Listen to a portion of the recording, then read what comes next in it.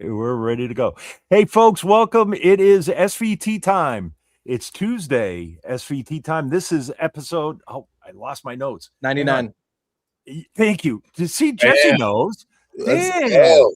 Let's Yeah. go. Just Right shy on. of 100. I think we Just need shy of 100. I was Man, gonna say, I think he should be the new co-host. I was going to say, Dom, you're fired. No, Yeah, I'm out. actually, I'm fired. Man, everybody, welcome. Jesse, man, thank you for doing this. This is, Yeah. I know it's been kind of a little bit in the works with your schedule and our schedule. It's great to see you, dude. Like, Likewise. and I have to say, a fellow New Englander as Mhm. well. No. Right. And I won't say where you're calling in from, but we are fellow New Englanders. And I found that out when I met you for the first time at the House of Blues gig in Boston, where you were Dude, from. yeah. I was like, man, so how you been? I've been good, man. Just hopped off tour. Yeah. I got one more month here in I'll say it, Worcester. Very Worcester. proud to be from Worcester, Massachusetts. Okay. But I'm moving down to Atlanta soon to Okay. just kind of change things up a little bit. But yeah, we just finished the overall minivan tour. Cool. 72 shows since October. Wow. Kind of broken up between 4 legs, and it's really cool to Yeah. end that with like the whole Bonnaroo experience. I'm very tired Okay. and lazy. What have you been doing with yourself lately? Oh man, I just been playing video games. I told myself I'm not going to think about music for an entire month. Yeah. You know? That's a great feeling. The only music has been just like playing a little guitar here and there. It's been very peaceful. Yeah, I mean, you guys, and you know, to your credit too, it is a high energy show too. It's not like you guys are just standing around on stage. You know, it really is a high energy show. So, man, it's so. Let's start right from the beginning. So you grew up in Worcester, Mhm. and I'm saying Worcester, not Worcester. Worcester. No, that's Uh, that guy. Well, yeah, I don't know. I have this thing about hiding my Boston accent, even though I can't hide my Boston accent, which makes it even worse. Makes it even more of a bad Boston accent. So, what was your musical upbringing? Did you start off as a bass player, or how did you kind of come about being a bass player? Yeah, so I didn't really think about like being a musician up until the point I was 12. I moved away from Massachusetts to go live with my dad for a little while down in Okay. Tennessee. And around that time I got really into Nirvana.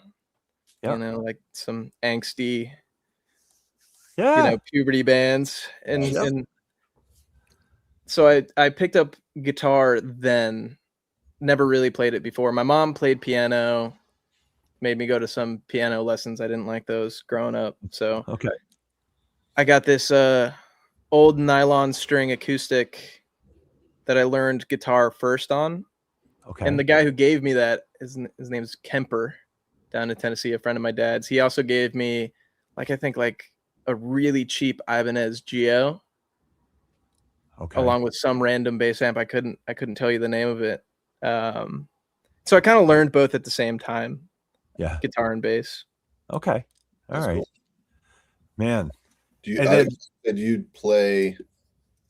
Do you feel like you play guitar as a guitarist or as a bassist or vice versa? I definitely play guitar and then play bass, very centered around how I think in guitar. Okay, cool. Yeah, that's way. perfect. Yeah. Yeah. I catch some flack for it sometimes.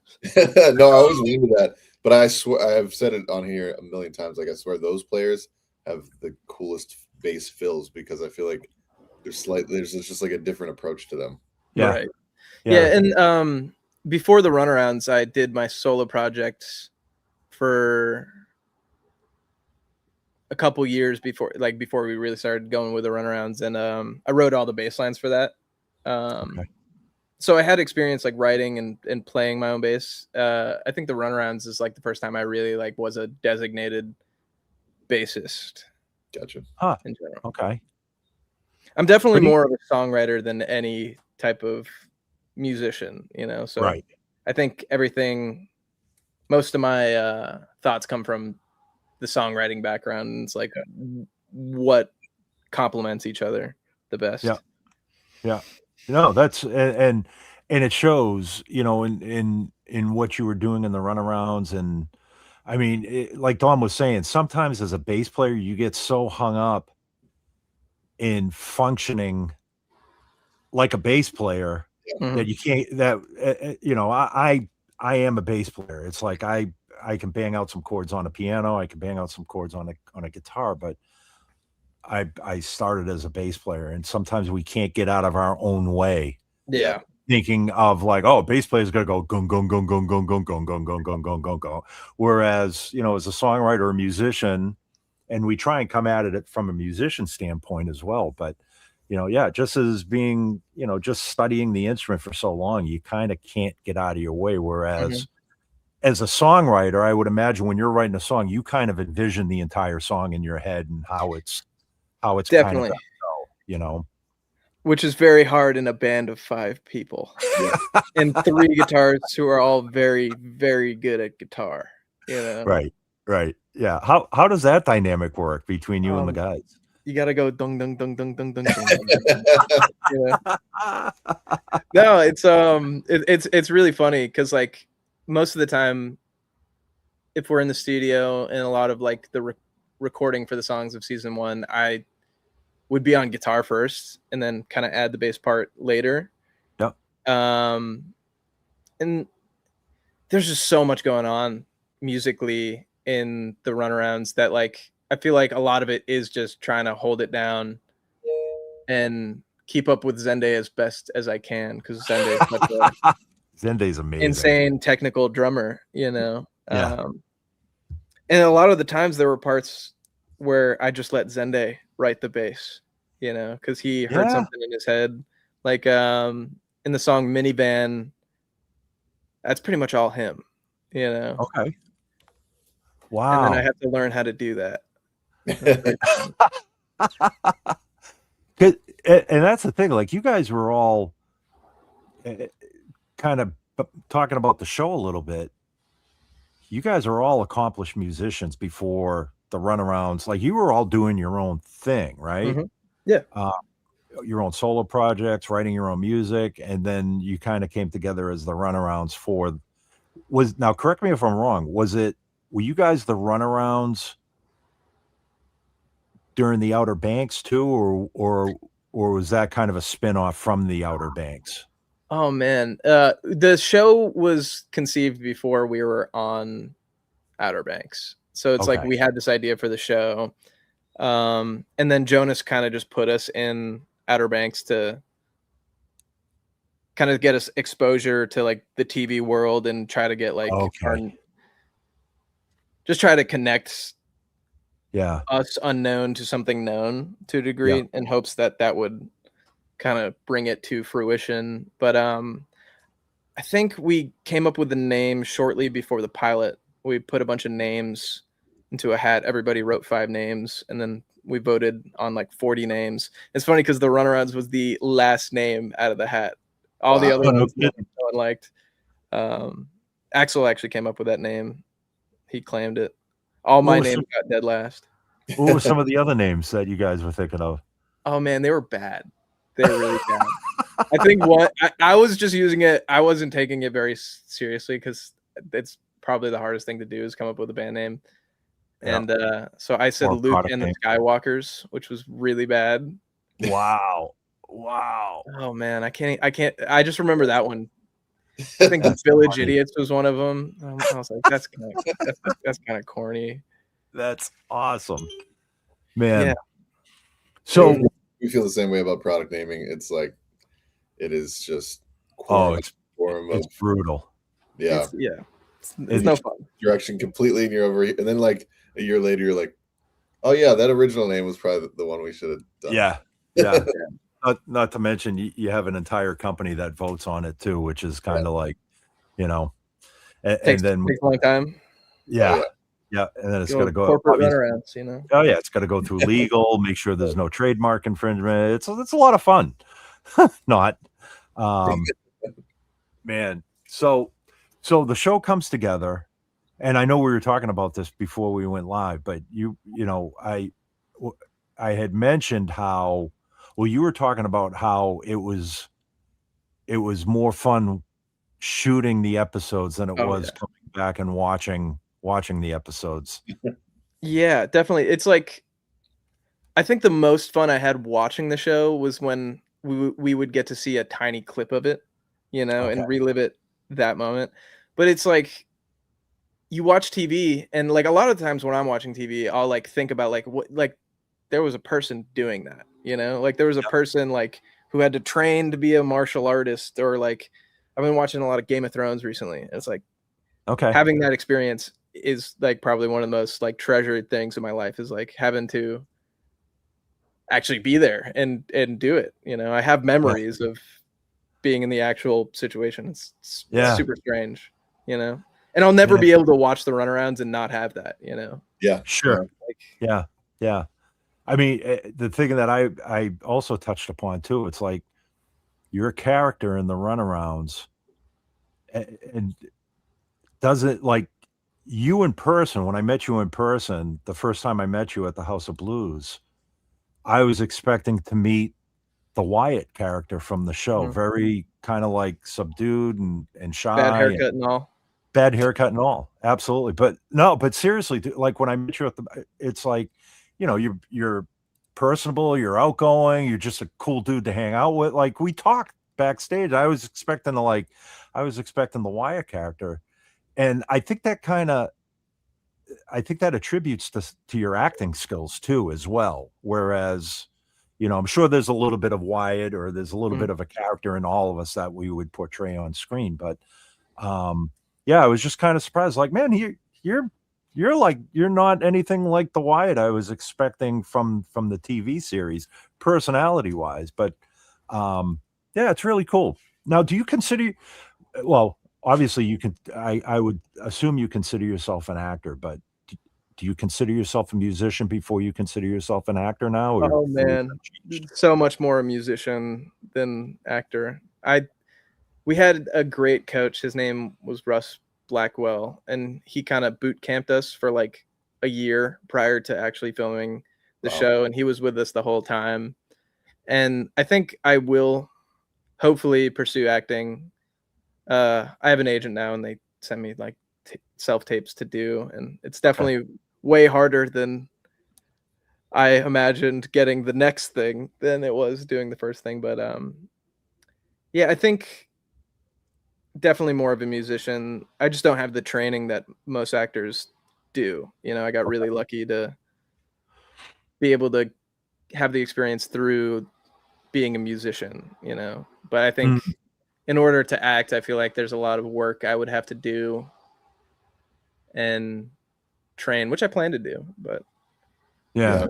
Do you feel like when you first started acting that because I feel like musicians have their own language in the industry of what certain things mean, or like was there a lot of that being thrown around on set where you're just like, I have no idea what they're talking about? I tried to learn as much as possible. Like I really enjoyed talking to the crew and kind of like it fascinated me. It fascinated me with how everything worked and because everybody's got like such a specific job on a set, like Yeah. there's one guy whose sole job is to make sure the memory cards in the camera get loaded, unloaded, and kept safe.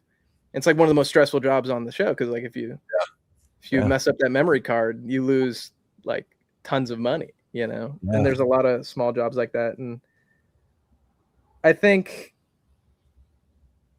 honestly, the actor has a small role in the whole of a film set and getting things done. Yeah. And Yeah. so I just tried to lock in on exactly what I needed to do for any given scene and just try not to waste time. Like I was like, there's a lot of people here. And that's probably the biggest difference is like with music, I can be lazy and I can kind of like let things flow. But with acting, it like forces you to acknowledge there's 100 people who want to like go home Yeah. and have dinner with their families. So do your job right. I feel like there's a healthy pressure. Crazy. That's crazy. Mhm. You know, Yeah. I remember somebody telling me like an actor's job. Well, there's the Tom Hanks interview where Tom was talking about how he was working with the director and the director kind of freaked out at the cast and everybody. And he was like, show up on time, know your job, Yeah. and have an idea.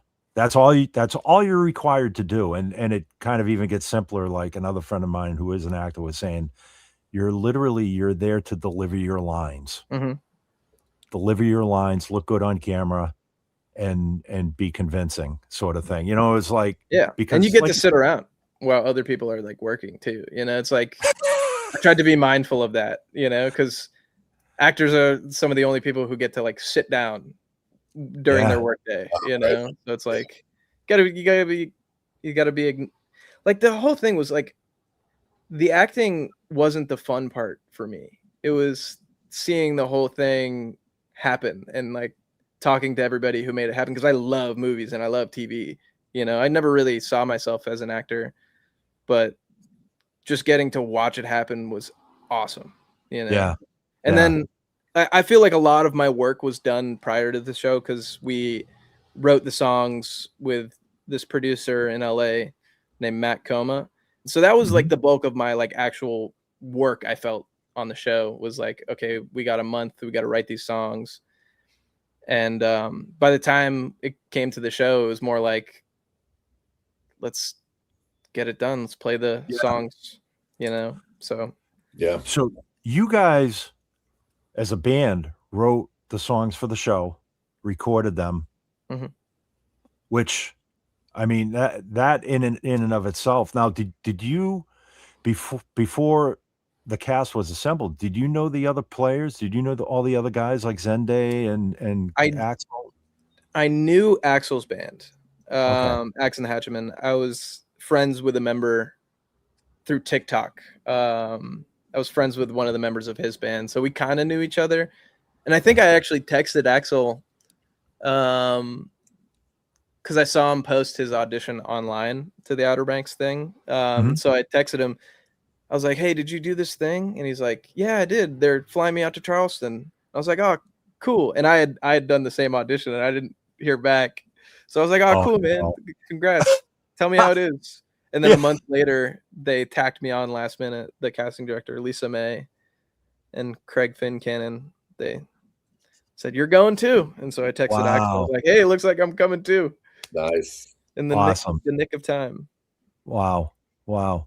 And then you guys kinda I mean, you all gelled from there, obviously, through the Yeah. show, recording, and then whose idea was it to say, "You know what? I mean, this is a great band. We're great songs, great songwriters, great band. Let's take this out on the road." Whose idea was that? I think it was kind of like a inevitable thing, right? So it's like, how could we make this thing real? You Yeah. know? Because inherently it is like fabricated, right? It's like Yep. you put a TV show around a band. And it's like, how many real elements can you put in there to make it feel as authentic as possible in something that is kind of like not authentic, right? So it's like, well, you go on tour, you know? Yeah. And I think it was like a combined idea of like our manager, Alex Golliher, and Jonas Pate, the director. And and it's like to me that was the fun part was like how do we make this thing that's not real as possible, you know? Mhm. And how can we Trojan horse as much authenticity into something that is owned by Amazon, you know? It's Right. very, very fun. It was a very fun task. Stressful, but very fun. Right. Right. And so we actually, Axel had been on a tour with his own band, Axe and the Hatchetmen. And I think the first time we really like hit the road was with him. We did 3 dates on his tour, and he played 2 sets those 3 nights. Wow. Okay. And yeah, it's just fun. You know, we Yeah. practiced so much, you know, in the recording sessions and leading up to the pilot that we just kind of Yeah. did it, you know. Man. What's more nerve-wracking or high pressure, like performing on set or performing a show? It's weird. I have a strange relationship with that because like I don't feel that much pressure doing those things. Unless it's like a really big scene or like a really big show. I think I kind of deadened myself to like nerves Yeah. because it would just make me nauseous most of the time. But like over the course of like the last tour we did, I would never get nervous before a show really. I would just be on Instagram scrolling and then it's time to play. Yeah. Wow. And it's so when things are so rehearsed, yeah, you feel like the only time I'm nervous is if I feel like I really don't have it, you know. And we rehearsed so much during the show for the acting scenes. Like we rehearsed every scene probably 10-20 times. So by the time you're in front of the camera, it's just like you're ready to go, you know. Yeah. Man, do bigger crowds or smaller crowds? What's like more nerve-wracking, I guess, for you? I think a smaller crowd can be more nerve-wracking because they're right up in front of you, you know. And like a big crowd almost doesn't even seem real. You don't really process every individual in that room. Like if you're playing like a 200 cap, you're gonna see every face, you know. And you're going to be able to see people's reactions and stuff. But when you're playing, like when they're all far away, it's cool, but it's like almost doesn't feel real, you know? Yeah, I couldn't agree more. It's like you feel like you're acting in like a scene. Yeah. It's like you press play in your head a little bit. It's like, okay, we're going to do what we rehearsed. Yeah. Yeah. You don't have, you know, you can't see the guy in the front row looking at you like this. Yeah. You know, man, what was it like playing House of Blues, man? That was like your home. I know you soaked up every minute of it. And that was probably the most crazy I'd gone for a show. Your parents were there, or your family was there, and man, that was I had like 40 people there. I think I had the biggest guest list. That was crazy. And House of Blues, I mean, the one in Boston is one of my favorite venues to see a band. You know, it's just it's not too big, but it's classic. You know, and, it was just great seeing you guys there, dude. It's super funny because I hadn't been back there for about 10 years. Because 10 years ago, I saw the Pixies there sold out. That's right. I forget who opened up for them, but. Yeah, that's the only time I had been to the House of Blues because most of the time, if I'm seeing a show, I'll go to like Paradise or the Sinclair. Yep. And I remember I was like, I want to play here, you know. Yeah. A lot of my goals in music have just been seeing bands play at venues that I want to play at. Yeah. I think that was the biggest show of our entire tour too. Okay. Over the 72 shows. Wow. And I heard people saying like people were like lined up outside of the bridge, like over the bridge, and that's cool, man. Yeah, like, that's really. Like, I was having dinner at the Cask and Flagon, which for anybody that's not familiar with the layout of Fenway, is at the very end of Lansdowne Street on the corner of Lansdowne and Boylston. The House of Blues is probably, I'm going to say, at least a quarter to maybe a half a mile down Lansdowne. So I was sitting at the Cask and Flagon having dinner, and the line came up Lansdowne, around the corner, Cask and Flagon, and over the bridge, over the Mass Pike. Yeah, it was crazy. That's awesome. Yeah. I wish I got to see that. I was so busy that day with everyone flying around. Yeah. Especially, you know, when you're, that's the other thing too, when you're playing your hometown, and you have a big guest list, it's nerve-wracking because you feel like you got to play host to everyone as well, you know, and you can't just disappear and ignore, you know. So yeah, it's typically like, you know, in my situation like that, it's like I go in, I say hi, hang out a little bit, but I know you've got a show to do. I'm just sitting here drinking a Coke, watching you guys, you know. So now, do you think is there going to be another tour at some point? Do you think is more music from the Runarounds? Yeah, I think what we're thinking about right now is like, how do we move on post show, right? So it's like, what's the North Star that we have? And I think we're Right. still we have ideas, but we're still in the process of like understanding that, you know, Yeah. kind of getting a why around it. Like, why are Okay. we going to do this? And then the rest will come later, Yeah. you know? Because I think a big part of the runarounds was the show, right? And it's how we wrote the music for the show. Is Mm-hmm. like, that was the reason to write the music. That was the kind of the ethos. Yeah. Yeah. And so I think it'll be a little time. That's where I think we're heading Okay. towards. Is Yeah. a little time. We're definitely going to take a good break. Axel's going to go on tour with Axe and the Hatchaman this fall. Yep. I'm moving. Will's got some solo stuff that he's been working on. I don't know what he's going to do with it, but And that's the Yeah. thing. You guys are all songwriters. So, you know, it's like when you finally make a decision, like, hey, we're gonna we're gonna put out another album or another CD.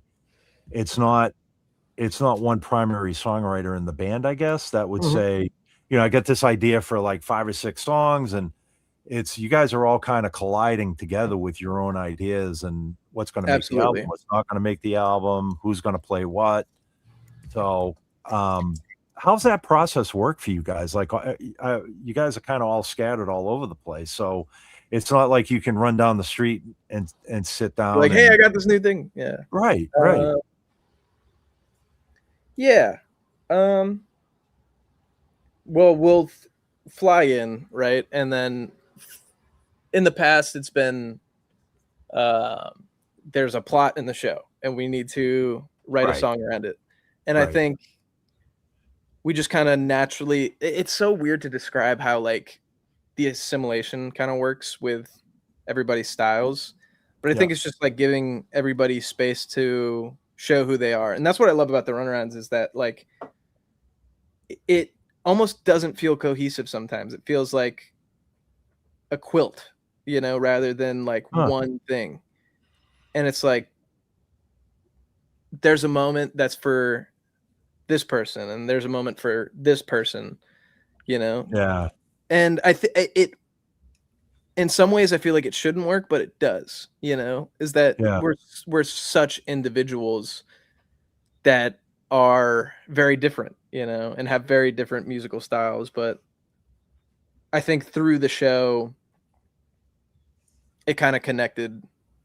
Like, the show was the glue, and then we can go out there and play a song that's crazy. It got crazy drums, crazy distortion, and then we can play like A Beautiful Stranger. It's like a Beatles-y type ballad.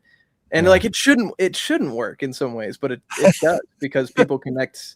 I feel like people have connected with us on yeah. a individual level. There's your answer right there. Yeah. The why You is know, because your fans love the band. That is a very good why. there you go, man. That's so cool, man. Yeah, it's like I said, when I first, it was Dell that Dell. first approached me and said, "Hey, man, I'm working with this new project." And Dell is like a legend in the business when it Mhm. comes to manufacturers and artist relations, and and it was like, when Dell reaches out to me, it's like whatever Dell wants, dude. Dell Your gets. word, well, yeah. I mean, but it's like your word is gospel. You know what I mean? So like, um, and he kept on feeding me like, the show's going to be released pretty soon, and when it finally got released, he sent me. He kept in touch with me through the whole process of the show and the music, and of course your needs for Oh gear, yeah. which we're going to talk about here in a second. But he was like, "Hey man, what's the chances of maybe getting Jesse an SVT in a cabin?" I was like, "Absolutely, like, Dude, yeah, I that's." loved that thing, man. So you had, yeah, in fact, so you had an SVT and a 410 HLF for the Yeah. show, right? Was it a 410 or a 610? Because that thing was tall. It was taller than me. I'd have to check. I thought it was a I think it 410. might have had 8 speakers, to be honest. I don't. Do you guys make those, the 8x10s? Yeah, 810. I think it definitely was the 8x10s, because what we would do is we would use the 4x10 setting Okay. on it, but then see. since it's so big, Yeah. you know, you could use all 8 speakers. Yeah. That thing was awesome, man. Yep. And yeah, it was just, and I gotta say, I don't know if it was you or if it was Dell or the production that, there were some pretty poignant scenes, and I can't. There was one scene where I forget who you were talking to. It was just, but you were sitting on the stage, and you were talking about why we do music. This is why we're doing what we're doing. And the Ampeg rig was right behind you the whole time. It was in like the Catesby's practice space, right? And Will comes through the window. That's right. Like, I go, why do you do it?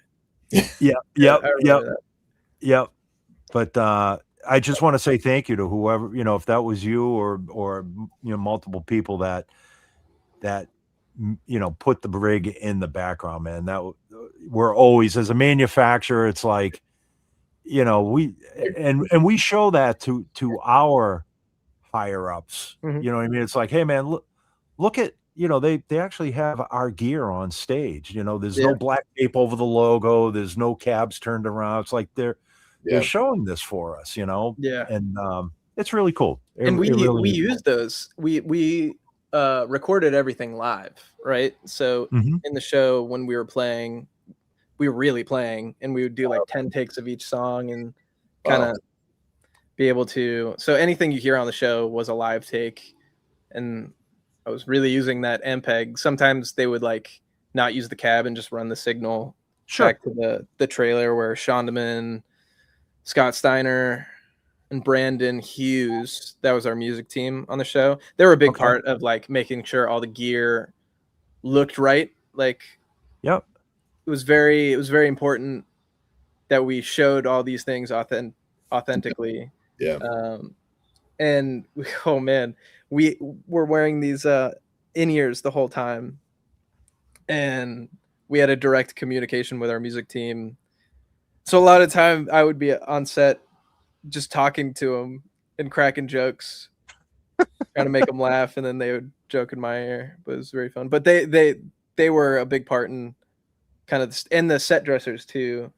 Missy, our set dresser, was very, very good on the details of the music, especially the music store. Oh my god, I remember when I first walked into it, because that was one of the only stages we shot on. She displayed the music stuff very cool, and I wanted to steal everything in it. They locked the music store between. That's funny. Oh, no kidding. Days. Yeah, you couldn't go in there. Oh, bummer. Yeah, man, that's too bad. Now for the tour, Kurt Cobain's guitar, 13. There you go. Nirvana fan. Be really cool to see y'all tour again. More Geskle stuff, maybe. More Geskle stuff on the maybe. Okay. I think the Runarounds will tour again. That's cool. We definitely want to go to Europe. You do? Yep. Yeah. So we got to hit those markets. That's so cool.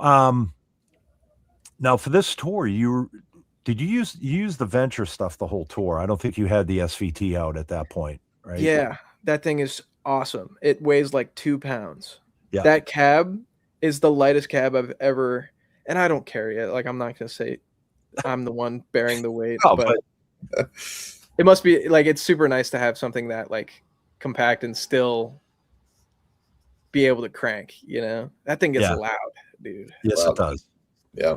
Yes, it does. And you were loud on stage too. I remember when I saw you. Yeah. You got to fight through 3 guitars and the loudest drummer you've ever heard in your life. Like, you have there's no mid range that you can, like, you have to really crank.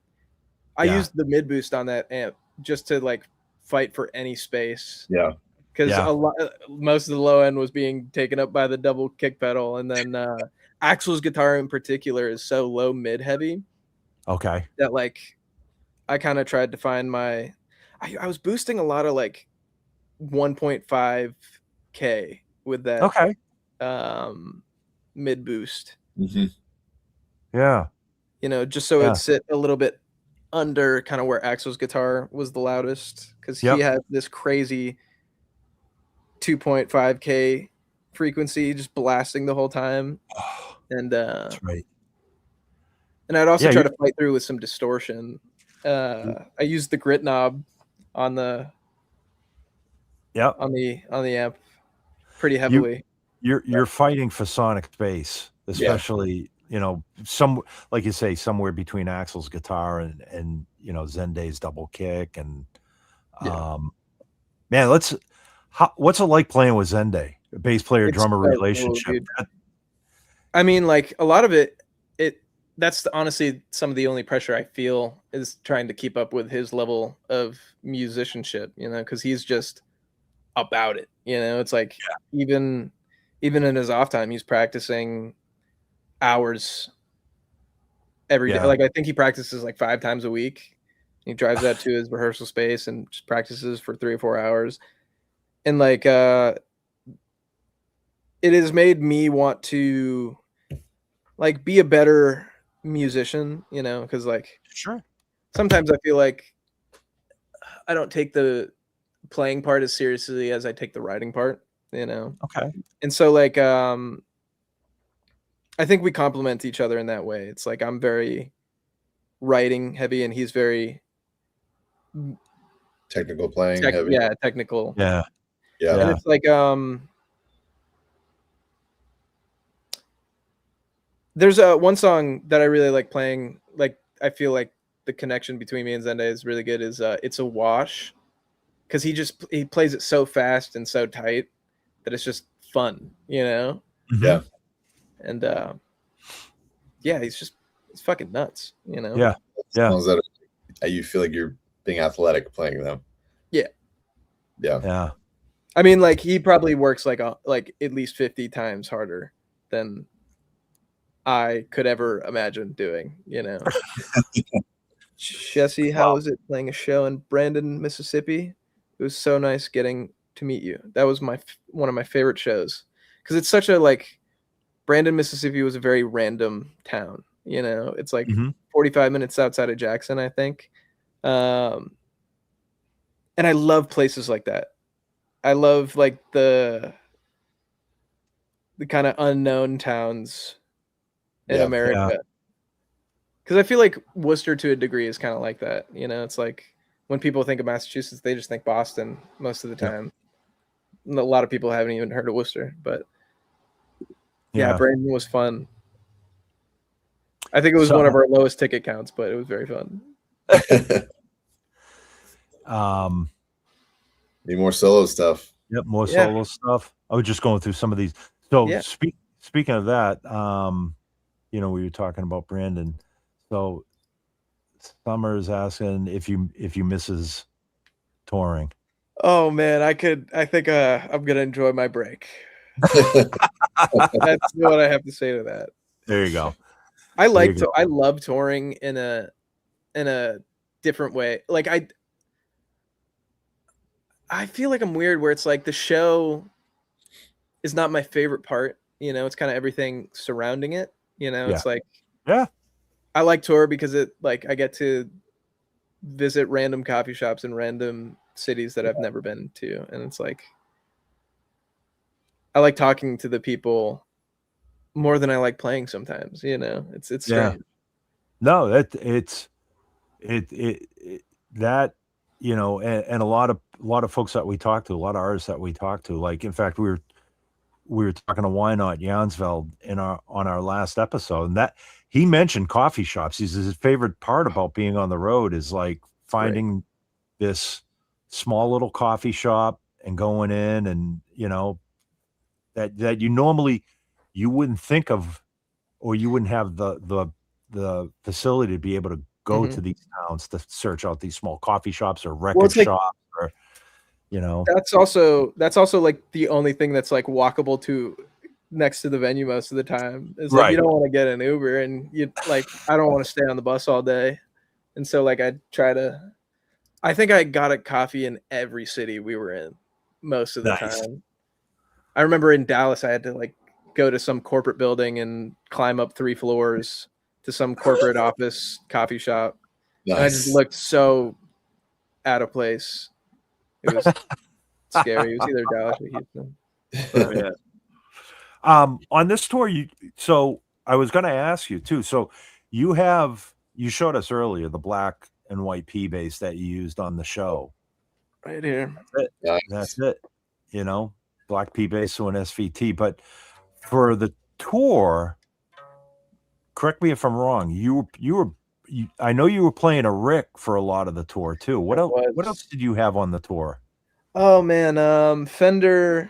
The most recent run, they gave me probably my favorite bass I've ever played, the best sounding bass I've ever played, and it's just the Fender Artist Series Mike Dirnt P bass, the Road Worn 59, and that thing is unbelievable. It's the best bass I've ever paid, and they painted it a color that they don't usually paint those in. Okay. Reached out to Fender Billy. I was like, "Hey man, I need a bass for tour," and he got it to me. That thing is fucking awesome, man. I love this. I have a bass kind of fashioned after one of those. I took a Mike Dirnt body and then built the bass kind of like around that. Anything 50s style to me, dude, it's nuts. They just have so much heat to them, you know. And the Rick, you know, it was kind of like a novel purchase for me. It's like I did this TV show, and I'd always see these cool bands using a Rickenbacker. So I was like, I walked into my local music shop, EL Music, and there was just a Rickenbacker for like I think $1,900. It was a 4003 for $1,900 from 2003, and I was like, I never see them this cheap. You know, they're usually always over $2,000. Yeah. And so I asked the guy, I was like, "What's wrong with it?" He's like, "Nothing. The guy just wants to get it sold fast." So I was like, you know what? I have money. I'm gonna get it. And then I felt like I spent so much money on it. I was like, I gotta use it. Yeah. What else did I use? And then the other time I was using a Fender Player 2 P bass. Okay. It had the active option. Never used the active option. But we got those right after the premiere of the show from Fender, and I was like, I'm gonna use the bass Fender sent me because it's cool. Yeah. You know, it was the first free guitar I had ever gotten. Yeah. Yeah. See, you're talking about gear like a bass player now, man. You're inducted into the bass players. Yeah, dude. Union I now. spent a lot of money. I have like 8 basses now. Yeah. One thing, that's Amanda Brody. Amanda Brody has been to like 30 of our shows. Nice. Oh, nice. One thing I didn't expect from tour. I'll give her a I don't know. That's a hard question. I guess I didn't expect to like Brandon, Mississippi as much as I did. Like, that was probably one of my highlights. Okay. All right. What's your like to coffee vibe? Like, are you dark roast guy? Medium? I'm not that fancy. Okay. What's your EL music? Go Matt Robbins. I know Dom was gonna go there. I love Matt. Matt's a good guy, man. I've sent so many guitars in just horrible condition to him. You know, the other day I had my Martin fixed up, and man. So this is from Mark Pacificar. He's another part of the Ampeg family. He's been on SVT time as well. Yeah. So sweet. For him to know Worcester. Mark, hope you're well, buddy. Thanks. Yeah, man. Oh man. Dude, I know there's like I have a whole list here of stuff that we haven't covered yet, but we are going to go, and I'm going to do this a little bit earlier because I know every time I wait to the very last minute, we end up going like way past this. So there's something that I purposely didn't put into the outline, the questionnaire that I sent you, but it's all fun stuff. Sweet. It's Vertical Horizon from Worcester. That's right. Yeah. Oh yeah, Matt played in that band. The guy. Yeah. Oh, that's cool. Yeah. Nice. So here come all the comments now. So I'm gonna ask you basically it's a what are we up to now, Dom? 15 questions? I thought we had 16 last time, but it's probably good. You're, Aaron's yes, both your memories are way better than mine. It is 16 questions. I got to 16 have someone as a co-host, so I did remember Dude, that. I don't even remember what I had for breakfast this morning at this point. I hope I remember the songs I got to play tonight. So I'm going to ask you 16 quick questions, real simple. We'll go down the list. Here we go. All right, you ready? Yep. All right, P bass or jazz bass? P bass. Not even a question. I figured, and that's just like after this whole live stream, we kind of know what the answers are anyway. So basically, it's just us seeing if you're going to contradict yourself through the. I'm very opinionated. That's quite all right. Passive or active? Passive. Okay. Round wounds or flats? Round wounds most of the time, but flats they have a use, and I like them for certain things. Okay. All right. I know you just put rounds on the black P bass there, right? Yeah, it's a different tone. B15 SVT or Venture Series, we'll say. I'm gonna say SVT just because they're so cool.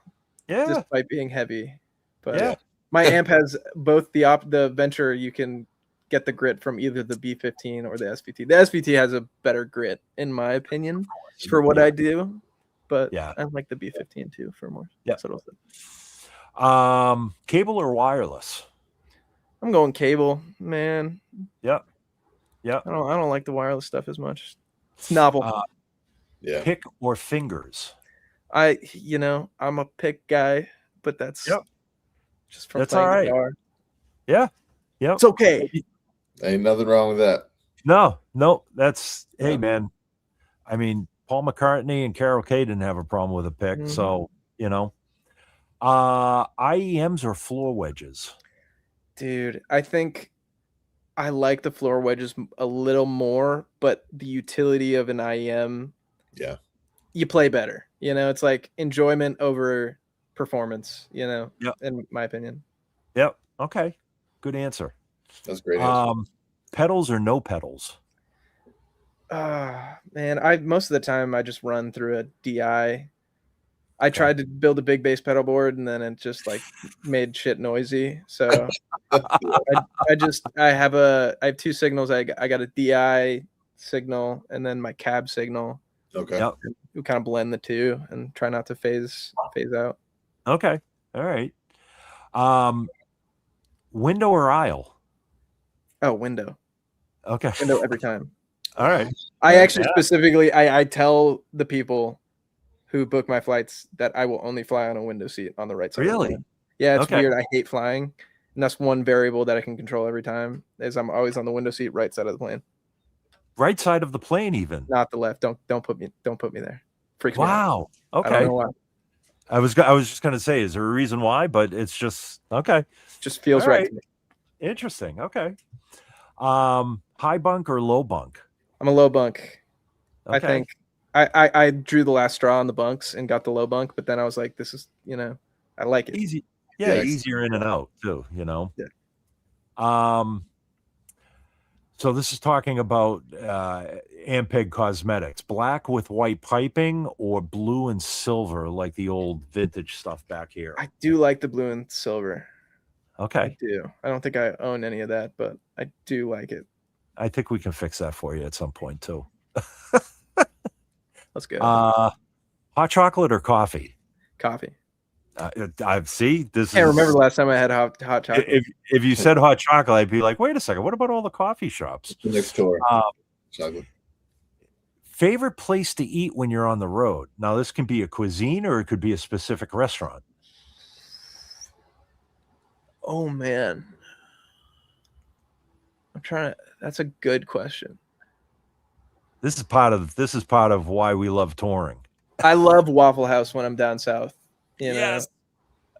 It's like I didn't hit any Waffle Houses on our last run, but I did regret it. Okay.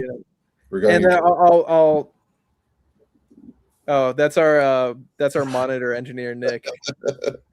Twisted Yeah, Key. like I'll do circles during sound check because I'll go to my amp, hit my vape, go to the microphone, and then every time I go back and check my phone or hit my vape, I create like 30 coils in the thing. So And they still won't put you on a wireless. no, I mean we toyed with it, but it's just like, man, can't Yeah. beat a cable. It's how rock music is supposed to play. Get the quad cortex out of here, dude. I don't want to see it. I don't want to see it. Don't want to see it. I don't And care that- if it sounds better. I don't. I don't. I'm sorry.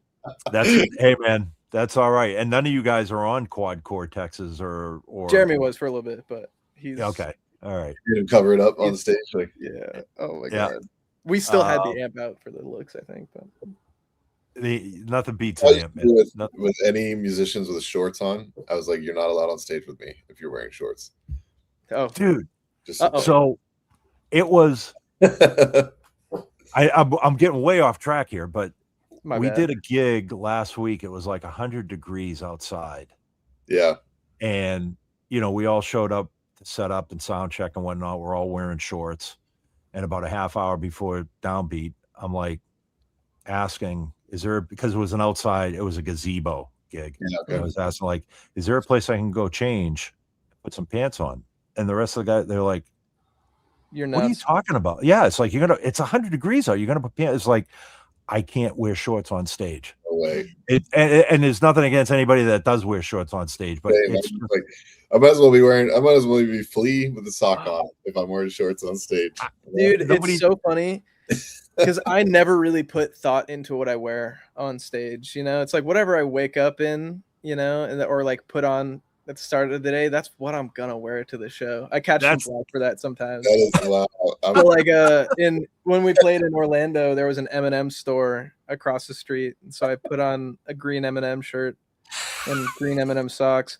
It's like I don't try to look cool on stage, man. I just get up there and do my thing, and people seem to respond to that. So you know, but you doing know something what? right. If it that- can work, do it, yeah. Yeah, but that is also. I still have 3 more questions to go here, but so Yeah. that is the vibe of the band, though. Yeah. Mhm. You know what I mean?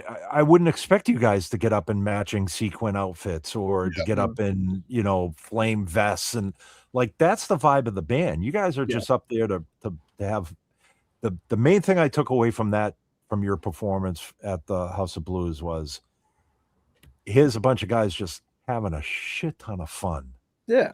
on stage, playing some really good music, all high energy. But that was the thing. It's like you guys are genuinely having a blast up there. Mhm. And I was so envious. I was like, that's anyways, but getting back to your thing, it's like, yeah, you go out in jeans and a t-shirt, man. It's Yeah, and it's like a lot of the performers that I've loved, they like MJ Lenderman goes up there and he just is MJ Lenderman. He's fully himself, and I've always liked people just being themselves. You know, I don't feel like I have to go up there and put an act on or anything. It's like I think that like if your songs are good enough and you have like confidence within yourself, you don't have to put on this like performance per se. You know, it's like people are just there to connect with you sometimes, you know. And so I try to be completely myself when I go up there, you know. Just That's do whatever awesome. comes to mind, not think ahead too much, and just be in the moment. and nothing beats an Eminem shirt on stage ever. I will say that. I thought it was funny. I committed to it, you know. Just that's nothing. I will die on that hill. Your go-to lick for sound check. Oh man. What's the Use by Mac Miller, the Thundercat bass line. Nice. Okay. Big one. Yeah, right Or on. Weight Off by K Tronada. Okay. I'll do like long. I have so many. I'll do Around the World. Yeah. Yeah. Is that what the song's called? Because I've never actually listened to the song. It's just my friend's older brother would always play it. You know. So Yeah. it's a good one. Cool. Cheesecake or carrot cake? Cheesecake. Just like that. Waiting on the plate tonight. Nice. And last one is favorite Sunday morning cartoon, Dude, do they or even? any cartoon for that matter. Oh man, I have an answer to this. Cartoon. Yeah. I probably have to go Adventure Time, man. Okay. I used to have an Adventure Time lore YouTube channel when I was 12. It was really, really bad. Oh my god. Wow. A lot of my like creative instincts come from loving cartoons and video games. Like I think Yeah. how I fell into music was I loved video games and I loved cartoons and people making things. And I think that just evolved into music once I stopped listening to Imagine Dragons, you know? It's Yeah. like I was like, oh man, I can apply this creative need I've felt in my life to something that's cool now that I'm a teenager, you know? Yeah. What Oh, what's your current favorite video game? The Binding of Isaac, dude. It's a nuts game. Nice. I have over 1,500 hours in it. It's bad. Wow. Be careful playing that game. You'll get addicted to it. Hey, here's a question for Did You Dom should see the guy. get into fisticuffs recently? No, I had such an exciting day yesterday at the gym that I popped my hip out of place, and Oh at the, no. and like I think I Oh no. Dom froze up. Mid-story. We're left hanging. Dude, that's divine intervention. Dom, come back to us. They don't want him to tell the story. Yeah, right. Oh man. So what's next for Jesse? You gonna hang out for a month or so? Just kind of Yeah. chill. Yeah, Get kind of moved out. tie up my life here. Yep. Most of my music stuff is packed because I truly wanted a true break from it. Okay. Other than some guitars, and then down in Atlanta, I just have a lot of friends who Yeah. are in the arts, Yep. Yep. and there's a lot of cool venues down there, and a bunch of cool bands like Hall Pass is down there, Wim Tapley and the Cannons. Wow. Our friends in Group Love, Yep. Dan, the bass player, is a good friend of ours. Nice. There's a cool studio down there that I can't wait to get to work in. Zenday's in Atlanta. Yeah. He's about an hour outside Atlanta. But So about I'll definitely be seeing him too. about 10 miles outside of Atlanta then with traffic. Yeah. Dom Literally. Dom just texted me. He said they lost power. No. Just lost power and internet. Oh no. Oh dang. Yep. So yeah. Well. Bummer. Well, Bye, Dom. We'll catch up with them. Okay, last question. What was your favorite show to perform on this tour? What does the future look like for the Runaround? This is like a 5-part question here. Yeah. But I'm that's gonna cool. omit Bonnaroo, and I think genuinely it's a tie between Boston and Portland. I know that's not an answer, but Portland was probably the coolest outside of the home show factor. I think Yep. like overall coolest was obviously Boston because of the home show factor, but like Portland, I just had such a good day that day, you know? Yeah. A lot of the times just the day I have before the show determines how much I like it, you know? Yeah. And our photographer Dan, his brother lives in Portland, and we hung out. It was just like I was the farthest away from home I was going to be on that entire tour was out in Portland. Okay. You know? Yeah. And to have family there was cool, you know. That's cool. And Dan's brother. Yeah, and Ben, like you say, we're performers, we're musicians, but we're human beings too. Oh, yeah. And some days Professional human. Yeah, professional human. That should be a t-shirt if it's not already, dude. Right? Seriously. I'm Trademark. a professional human. Yep. Yeah, you got to trademark that. Especially in the world of artificial intelligence and scary Yeah. stuff, man. Focus on what's Yeah. human. That's what I plan to do. Yep.